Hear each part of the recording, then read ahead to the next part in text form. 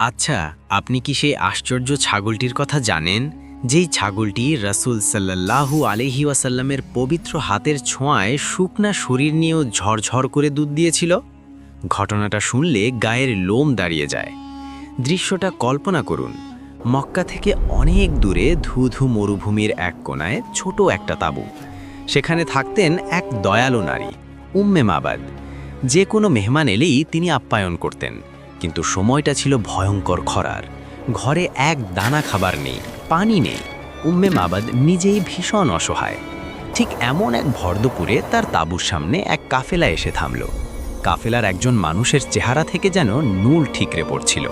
তিনি বিনীতভাবে উম্মে মাবাদকে বললেন, খাবার বা পান করার মতো কি কিছু হবে? আমরা দাম দেব। উম্মে মাবাদের কলিজাটা মোচড় দিয়ে উঠল।